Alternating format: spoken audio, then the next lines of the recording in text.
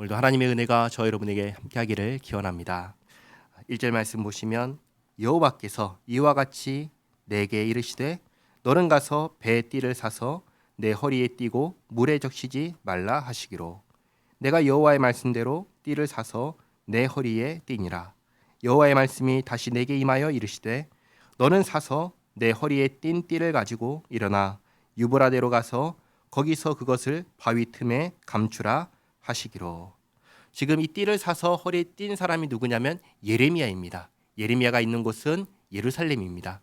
예루살렘에서 유브라데까지 가라고 하시는데 거기까지 가는 거리는 보통 3, 4개월 정도 걸리는 먼 거리입니다. 그 길을 가라고 하신 것입니다. 5절에 내가 여호와께서 내게 명령하신 대로 가서 그것을 유브라데 물가에 감추니라. 여러 날 후에 여호와께서 내게 이르시되 일어나 유브라데로 가서 내가 내게 명령하여 거기 감추게 한 띠를 가져오라 하시기로. 그러니까 또다시 3, 4개월 걸려서 7절에 내가 유브라데로 가서 그 감췄던 곳을 파고 띠를 가져오니 띠가 썩어서 쓸 수 없게 되었더라. 이게 도대체 무슨 뜻인가? 8절에 여호와의 말씀이 내게 임하니라. 이르시되 여호와께서 이와 같이 말씀하시니라. 내가 유다의 교만과 예루살렘의 큰 교만을 이같이 썩게 하리라. 교만이 있습니다. 보통 교만의 반대는 겸손이라고 하지요. 교만은 무엇이고 겸손은 무엇일까요? 교만은 하나님의 말씀을 듣지 않는 게 교만입니다. 겸손은 유브라데를 다녀오라고 하시는 하나님의 말씀에 그게 몇 개월이 걸린다는 것을 알면서도 순종하고 다녀오는 것이 겸손입니다. 겸손은 하나님 말씀에 순종하는 게 겸손이고 교만은 하나님의 말씀을 듣지 않는 게 교만입니다. 하나님께서 유다와 예루살렘을 유브라데가 있는 바벨론에 잡혀가게 해서 거기에서 이 교만했던 것을 썩게 하겠다라고 말씀하시는 것입니다. 10절에 이 악한 백성이 유다와 예루살렘이 내 말 듣기를 거절하고 그 마음에 완악한 대로 행하며 다른 신들을 따라 그를 섬기며 그에게 절하니 그들이 이 띠가 쓸 수 없음 같이 되리라. 이처럼 하나님 말씀을 듣지 않고 불순종하는 것이 교만이고 유다와 예루살렘이 그리했다 그것이죠. 11절에 여호와의 말씀이니라.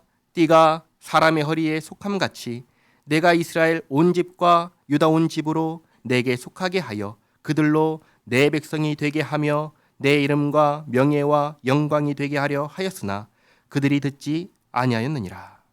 이게 잘 보시면 굉장히 서글픈 말씀인데요.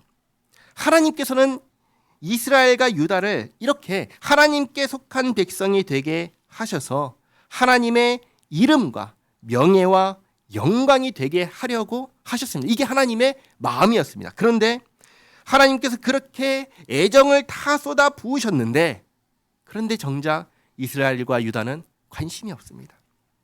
이것은 마치 부모가 자녀를 낳았으나 자녀는 부모에게 관심이 없는 것과 같고 남자와 여자가 결혼했으나 서로에게 관심이 없는 것과 같습니다. 한쪽은 한없는 애정을 쏟지만 받는 쪽에서는 아무 관심이 없는 모습인 것입니다.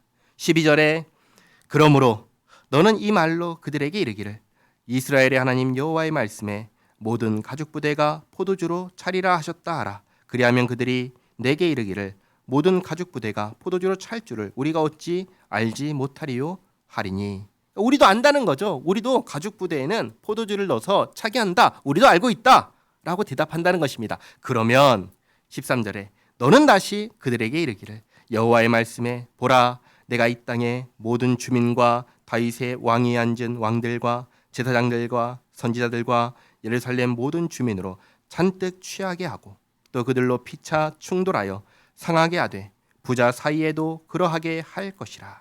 하나님께서 가죽 부대에 가득 채운 포도주로 술로 이 땅에 유다와 예루살렘에 사는 모든 사람들을 취하게 하시어서 모든 사람들이 왕과 제사장과 선지자들과 예루살렘 모든 주민 그리고 심지어 가족 간에도 부모와 자식 간에도 충돌하여 상하게 하겠다 하십니다. 그렇게 하시면서도 14절에 내가 그들을 불쌍히 여기지 아니하며 사랑하지 아니하며 아끼지 아니하고 멸하리라 하셨다 하라. 여호와의 말씀이니라. 하나님께서 왜 이렇게 하실까요? 왜 이렇게 그들을 전혀 불쌍히 여기지 않고 아끼지 않으시면서 그들이 이렇게 멸하겠다라고 말씀하시는 걸까요? 교만하기 때문입니다. 교만은 하나님의 말씀을 무시하는 게 교만이고 듣지 않는 게 교만이고 불순종하는 게 교만입니다. 겸손은 그 반대로 하나님 말씀을 듣는 게 겸손이고 듣고 순종하는 게 겸손입니다. 저는 예수님을 정말 믿고 난 다음에 이런 생각을 어느 날 하게 됐습니다. 군대에서는 한 계급만 높아도 죽으라고 하면은 죽으라는 신용까지도 합니다. 그렇죠? 상명하복입니다. 직장에서도 그렇습니다. 한 계급만 높은, 한 지위만 높은 상사가 하는 말에 순종하지요. 그런데 이상하게 하나님에 대해서는 그렇게 생각하지 않습니다. 전혀 다른 기준을 둡니다. 하나님께 대해서는 도대체 왜 그러는 걸까요? 왜 하나님은 직장 상사보다 못한 분으로 여기고 왜 하나님은 나보다 계급이 높은 상관보다 못한 분으로 그렇게 여기고 대하는 걸까요? 이게 도무지 이해가 안 됩니다. 하나님은 누구신가요? 하나님은 하나님이십니다. 하나님은 사람이 아니십니다. 하나님은 하늘과 땅을 창조하신 하나님이십니다. 하나님은 저와 여러분을 창조하신 우리의 주인이십니다. 하나님의 말씀에 귀를 기울이고 하나님의 말씀에 순종하며 살아가는 우리 모두가 되기를 바랍니다. 기도하겠습니다. 좋으신 하나님, 오늘 겸손이 무엇인지 교만이 무엇인지 알았습니다. 겸손은 하나님 말씀에 순종하는 것이며 교만은 하나님 말씀에 불순종하는 것입니다.